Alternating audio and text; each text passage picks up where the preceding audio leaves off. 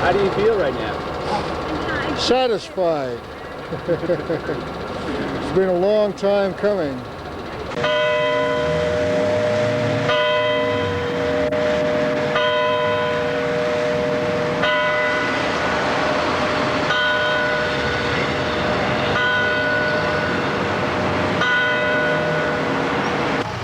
As the clock strikes noon in Santa Cruz, workers get ready for a burial.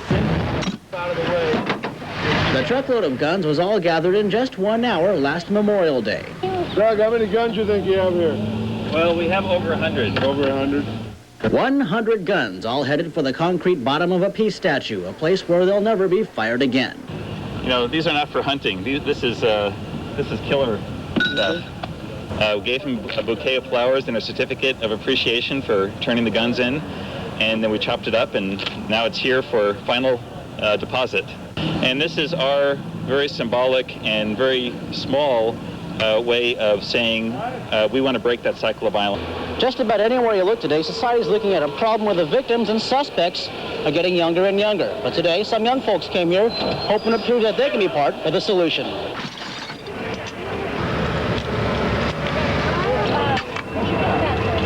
Do you guys not like guns? No, they're nasty. So what are you going to do with these? Put it in this car because they'll dry for, I don't know, so you'll never ever have to see them again. And once the guns are cast in cement, they'll be part of the foundation of a 6-foot bronze statue. A statue revered by anti-nuclear weapons activists and sculpted by one of their own. And I would love to see the world disarmed. I think a lot of the even domestic violence that we have in the United States would be far, far less if people didn't have the availability of guns. The official statue dedication is Saturday. This weekend marks the 50th anniversary of the Hiroshima and Nagasaki bombings. Chase says the ceremony is a tribute to all those who've lost their lives in combat. In Santa Cruz, Kimberly Richardson, CAN-TV News. When I joined the VFW here locally, which was peace-oriented, which is unusual for veterans of foreign wars, but I liked the projects they got involved in, and as a member there, I looked out one day on the World War I monument over there, and the eagle was missing. They had taken it down they were constructing a new pedestal and were refurbishing the eagle. And then there was rumors that the eagle was lost, so they'd have to find a new monument.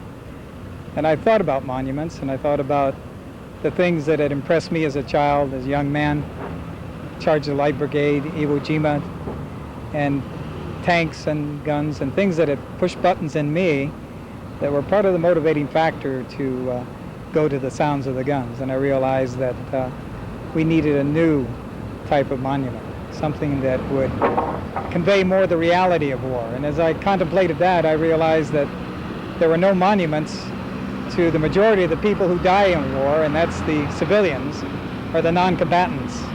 They die at a ratio of 2 to 1. So I knew then that we needed to find something that would represent them. And so I put it before the VFW. They approved the project, and they said, go find one. And unfortunately, about the third man I approached, E.A. Chase, as he was showing me his work, we thought we'd have an open competition. But when I saw the slide of this piece, I knew we had found what we were looking for. The idea for the project of the sculpture emerged in March of 1993 when Vietnam veteran James Wainscoat came to the Resource Center with a maquette of the sculpture. And we were really impressed by the image of the sculpture, its history, and how well it conveyed who really pays the price in modern war. The Resource Center for Nonviolence for almost 20 years has been working in the community opposed to war and advocating its alternatives. And on many occasions we've worked with the VFW Bill Motto Post on anti-intervention activities against the Persian Gulf War and many other issues. So it seemed natural that we'd be able to collaborate together and bring this sculpture into the community. During the first year of the campaign, we held many different community activities with the sculpture, including a very successful gun turn-in, which netted more than 100 guns that were earmarked then for the base of the sculpture. And these activities, they had an element of controversy about them because we weren't just talking about the sculpture and the project, but we were talking about the deeper issues of war and violence and how do we prevent that. We collected more than 3,000 signatures in support of the sculpture project. We brought it to the City Council, and the Council, after some debate and discussion, approved the idea of a memorial to the civilian casualties of all wars. And then we spent another year deciding on a site, and finally the City Council allocated this site here at the Town Clock, which is a public park and also a major gathering place for people in the community when very critical issues come to light. The sculpture will be a gift to the city by our organizations and the artist, E.A. Chase, and the people of Santa Cruz to the city. And we hope to make additional castings, one for the International Peace Garden in Hiroshima, Japan, and also another one at the United Nations. The sculpture is more than just at 600 pounds in weight, and the 120,000 pounds of concrete which we poured on the site. Our hope is that the real weight of the piece will be a statement as to our responsibility regarding war and nuclear war, what it means not only in historical terms, but for our future as well, and not only for the nuclear family, but for all of humanity. They came to us, my father and I, and asked us if we'd be interested in helping them do it. And time frame was real close, 2 weeks from start to finish. And we thought it was a good cause, so we jumped in with them and helped everybody do it. And there's a fantastic group of people, probably the greatest group of people I've ever worked with on a job before.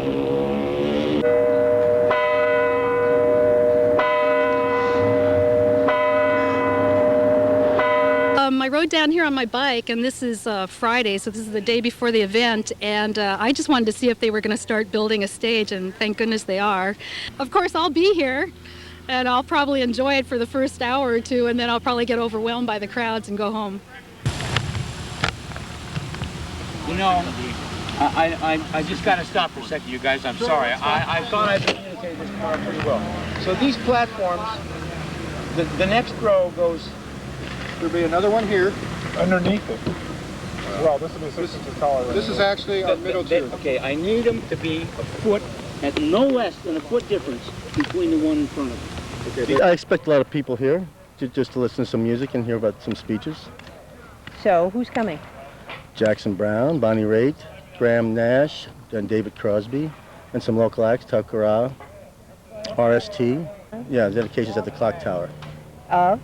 Of the statue for the collateral damage. And that's what this is all about, essentially. Essentially. This isn't about good music and... No, well, it's just to mark the date, right. August 6th. And I wouldn't say it's a celebration of any, it's just to, you know, commemorate the date. 50 years ago that they bombed Hiroshima and Nagasaki. And all these artists have something to say about it, too. They've been involved for a long time. Who do you think has been involved the longest? Jackson Brown, Bonnie Raitt. I mean, all of them, all the major acts that are coming in I've been involved for a long, long time. You have been involved with them? I've been working with them for 20 years, so I guess that's a long time. Yes, I would. The spirit of it, I believe, is just to bring the realization that 50 years ago was the bombing, the atomic bombs were dropped. And that they just want to make people realize that a lot of time has gone by, and I don't know if anyone's justified it yet, the right or the wrong of it. I'm expecting musicians to play music and for people to, speak about the occasion that we're commemorating, which is the dropping of the bomb 50 years ago. And I'm expecting a sunny day and a really good time. I work in the music industry as a production technician or a production manager, and I get involved in projects like this because they're sort of like my payback projects. Is that, I get to put something back in to, and as opposed to taking out. And it's not about money, it's about a cause, it's about people getting together and doing something together. It's about community consciousness and be able to take your own skills and abilities and to apply them to something that is, I think, important, is a real privilege.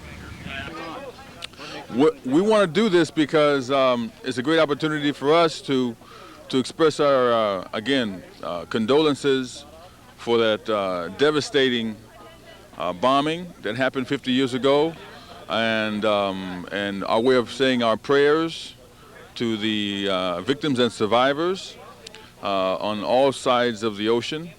And again, we do that through music, and the band Tokara will be doing that with their original music, the original Pan-Latin music. And as a percussionist, I'm happy to be on board. Should be fun.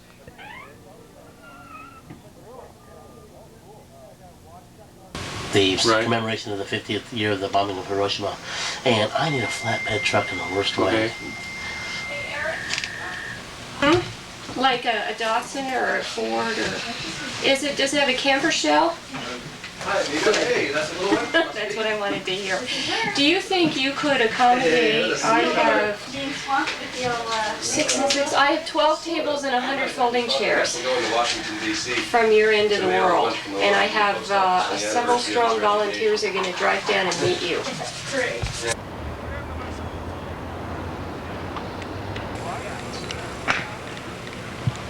Where are you going? What's that? Where are you going with these? We're going to put up a perimeter fence. Keep out the riprap, huh? What's that? What do you think it's going to be like? Wild. There'll be a lot of people here. I'm just expecting, with any kind of rally, you can't ever predict what's going to happen. You just have to plan for the worst, which is actually not so much the worst, just a lot of people.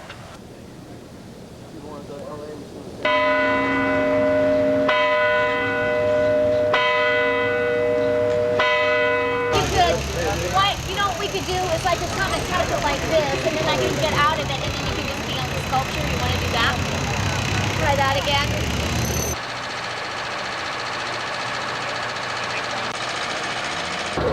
As I said before, it's a piece that was done in 1959 when I was working with a informal group of Ban the Bomb activists. We used to take it around to meetings, and people became very involved with it, and finally some people suggested that we give it as a gift to the United Nations, and I thought that was a fine idea. So we tried to negotiate and got a roving ambassador to help us out on the project, and finally the State Department intervened and shut the process down. So basically it's been in storage for the last 30 years. I wanted to reach people. I wanted to show them at an emotional level the incredible stakes of what we were dealing with. And of course, since the end of the Second World War, according to UN statistics, 85 million civilians have died in wars that they haven't sanctioned. And so the killing goes on, and I think we need to think about what the real consequences of war is, not just who the heroes are and who wins the battles and how cute the high-tech weapons are, but we have to think in terms of the human casualties involved in these conflicts. And the bowl I just placed inside, I rang in Hiroshima and in Nagasaki while I was living in Hiroshima and while I was present at these ceremonies. I was in Hiroshima for 3 years, and this bell I rang and traveled with in Nagasaki and in Hiroshima and in other places, also in Korea. And so I think this was very appropriate. It was Doug's idea to place a bell, and I was so glad that we could do that.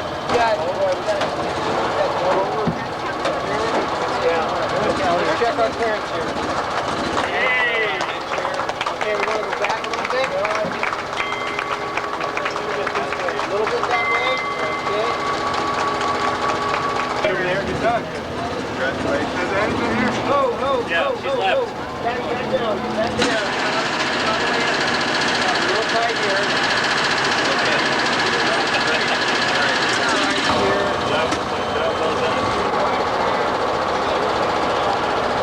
That's good. I think it's good. Yeah, I was going to considering that the artist originally conceived and constructed this sculpture 35 years ago. We did allow ourselves the leisurely 5 days to construct it, and I'm speaking to you on the 5th day. This concrete I'm standing on has been in place for less than 48 hours, and we do appreciate the warm weather that we had and all of the volunteer labor which made this last-minute construction possible. We won't talk about any of the details. We'll just bask in the shall I say, the satisfaction of seeing the piece in place. When we were looking for suitable sites here in the city, we finally ended up with this site here, which was not our first choice, but I believe it's been a good one. And I feel that it's an appropriate setting, and that the augmentation it provides to the conventional war memorial, which sits right downtown here, is appropriate. I like the geometric simplicity. We did not want anything that was decorative per se. The point is to feature the piece, the sculpture itself, and not to detract from that, and to allow people to sit and to contemplate the piece while sitting. Hey, ladies and gentlemen, I'm honored to represent the Bill motto, Post Veterans of Foreign Wars, and our motto is Wage Peace. And I think it's important. One, let's start off with, was it immoral to drop the bomb? It's immoral to have war. It's not even a question anymore in my mind whether it's right to drop a bomb. It's not right to drop any bomb. Doesn't matter who kills you. Our struggle is the struggle of combat war, to combat aggression, and to combat hatred.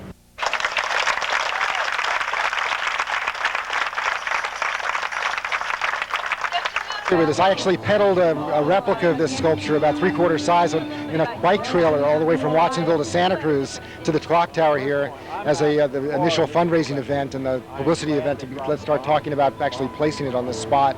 So I've been a longtime supporter of the sculpture. It's an amazing, you'll see when it's unveiled, an amazing sculpture in terms of the powerful statement that it makes about the way in which civilians are hurt by war, and that war, doesn't necessarily have the intended results. It ends up killing millions of people that were not the initial aim, perhaps, of a war. If we're going to avoid wars in the future, nuclear war or even conventional war, it requires the people in a society, any society, the United States, Japan, Germany, England, France, anywhere else, that the people have to hold their government accountable.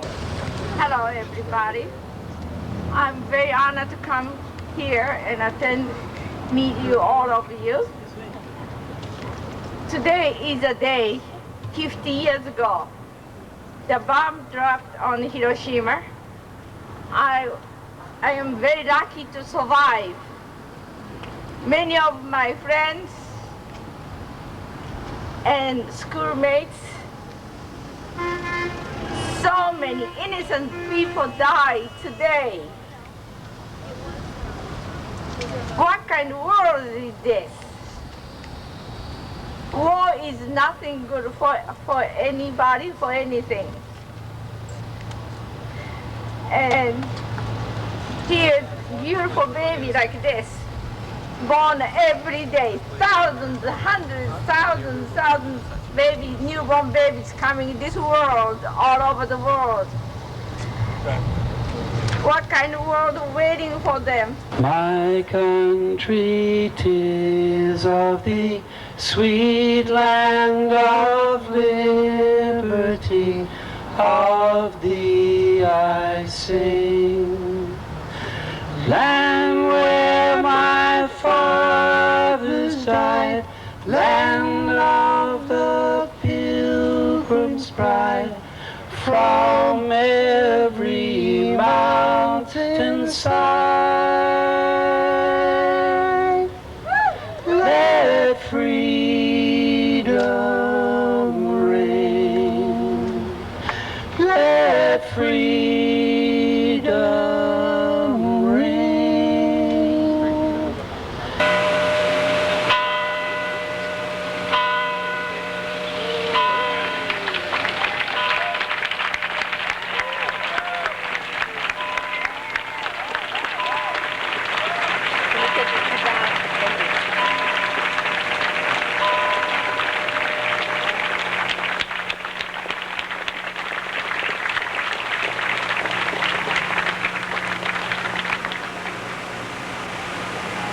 Collateral Damage.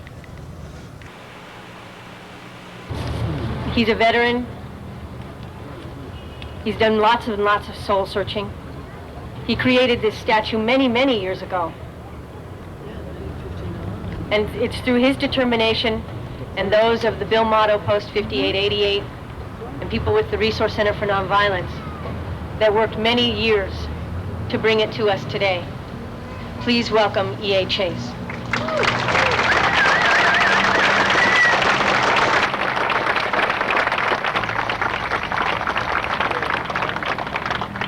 When I created this sculpture 35 years ago, its purpose was to help arouse Americans out of their complacency concerning nuclear testing and to face the real threat of nuclear war.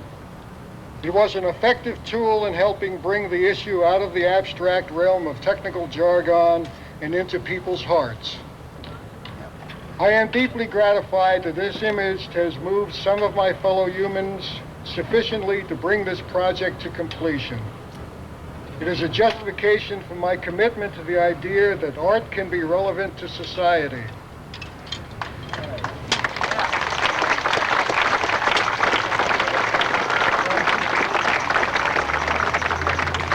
Its dedication on the 50th anniversary of the bombing of Hiroshima is particularly meaningful.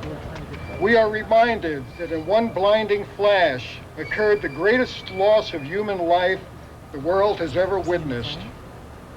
Whatever rationale could apply to the bombing of Hiroshima and Nagasaki, the significance on the human level is forever burned into our psyche, like the shadow images of the human forms burned into the concrete of Hiroshima's rubble. Since the end of World War II, 85 million civilians have been victims of wars they have not sanctioned. They are a testimony to a failure of our collective consciousness. Yet the struggle for world peace continues to be waged by millions of human beings who love life and our planet. We must believe we have the power in our humanity to make the difference. Each one of us acting in a life-affirming way that best mobilizes our own talents and abilities can create a chorus of voices that will drown out the drumbeat of violence. In this sense, this dedication of the Collateral Damage sculpture represents not the despair its conception was motivated by, but a victory for the forces of peace and intelligence. Yeah. The children of this community, the children of the world, deserve a chance to grow up in a 21st century free of the fear of nuclear war and ultimately free of the fear of all violence.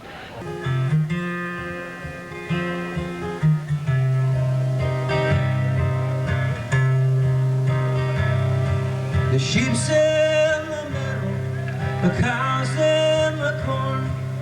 Now is the time for a child to be born. He'll laugh at the moon and he'll cry for the sun. And if it's a boy, he'll carry a gun. Sang the crow on the cradle.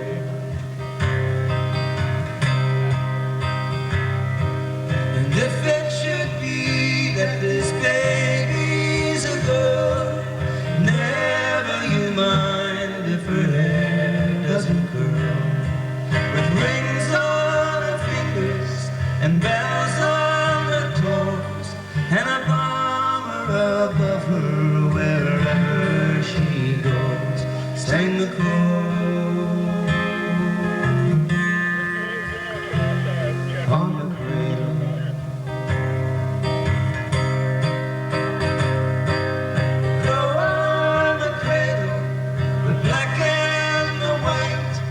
Somebody's baby is born for a fight. The crow on the cradle, the white and the black.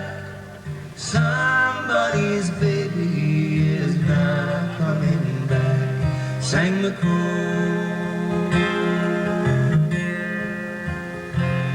on the cradle.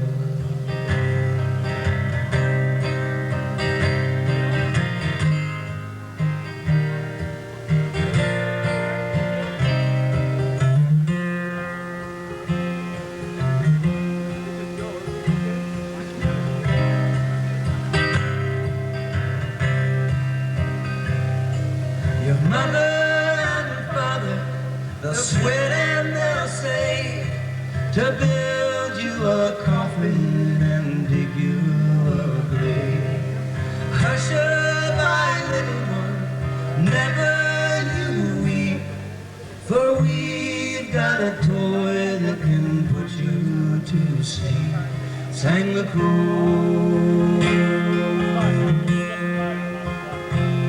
on the cradle.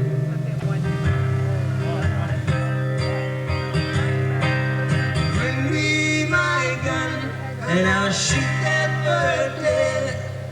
That's what your mother and father once said. The crow on the cradle, what can we do? Ah, this is the thing that I'll leave up to you. Sang the crow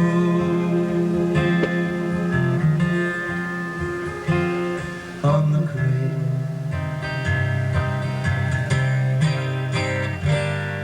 Ah, this is a thing that I'll leave up to you.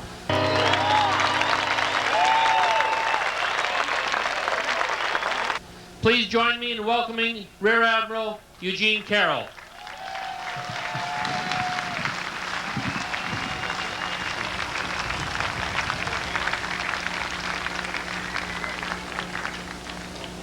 You are enjoying a beautiful day to dedicate an important event, the unveiling of the statue Collateral Damage. But it's almost too beautiful a day to regard that ominous graphic warning about the damage that is done to civilians these days. War is no longer a battle between armies, no longer a battle between fleets. It's nation against nation, and every citizen is part of the targets.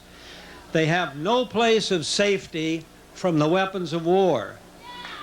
On that statue, there are no uniforms on those wretched victims. They bear no arms, they threaten no one, but they suffer the violence of war just as the warriors have always done.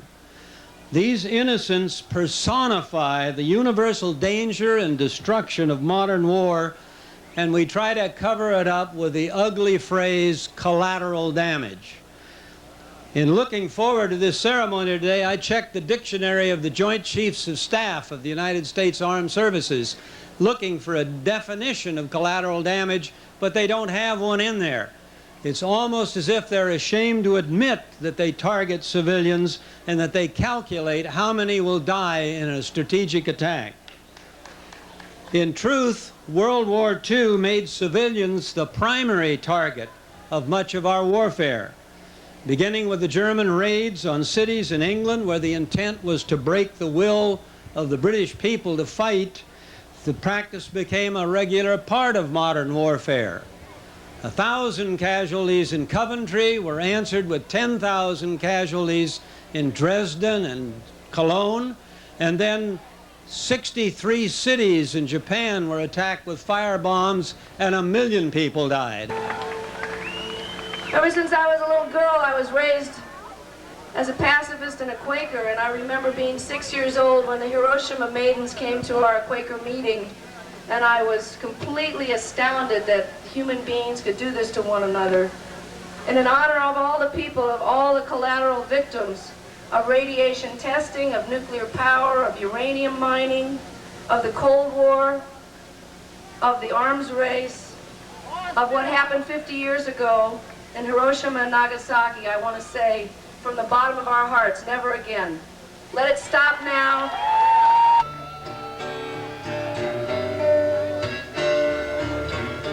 Something happening here. What it is ain't exactly clear. There's a man with a gun over there. He's telling me I got to beware.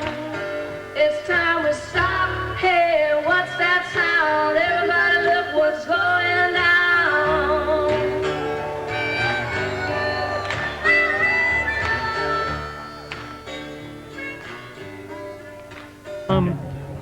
Did you have a chance to see the statue at all? Yeah, we started out at the statue and then came over here. And what did you think of the statue? The statue was really expressive. Yeah, it was really interesting because when it was veiled, I didn't know if it was going to be like a person or what it was going to be. Yeah. Did you see it? Yeah. What did you think? I thought it was pretty good.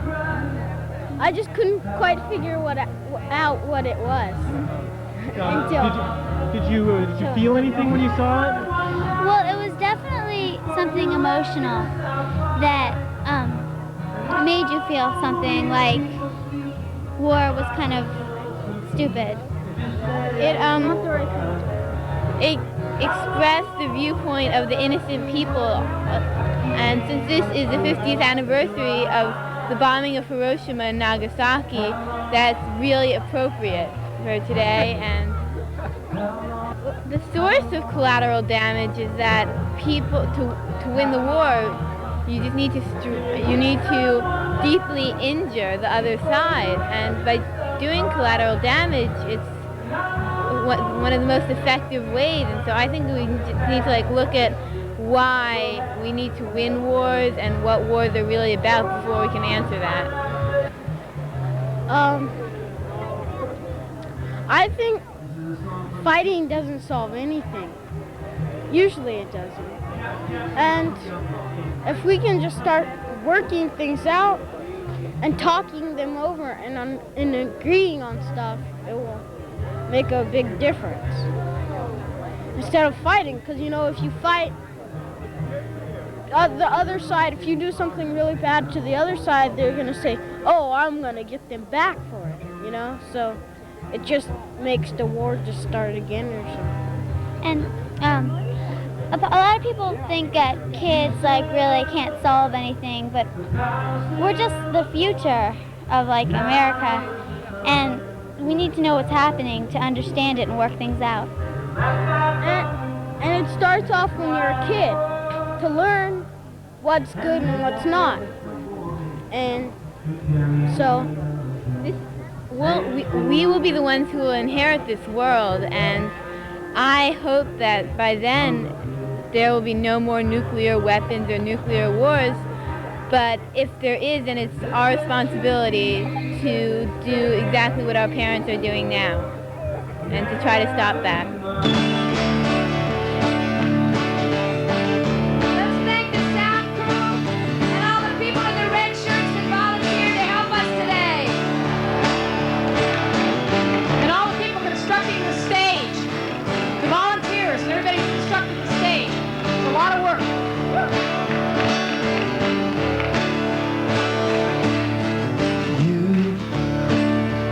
On the road must have a code that you can live by, and your soul become yourself, because the past is just a goodbye.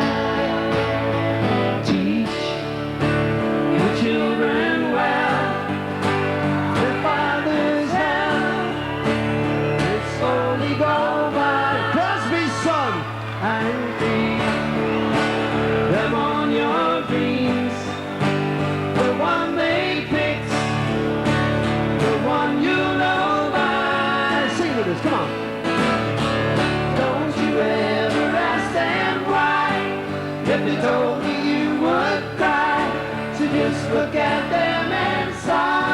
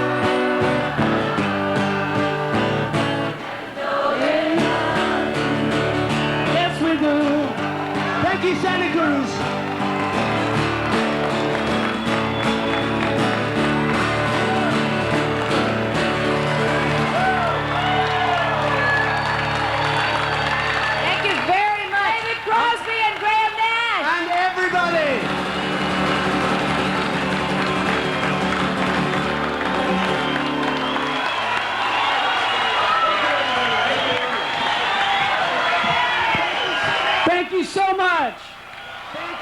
Thank you for coming here to stand and be counted. It matters.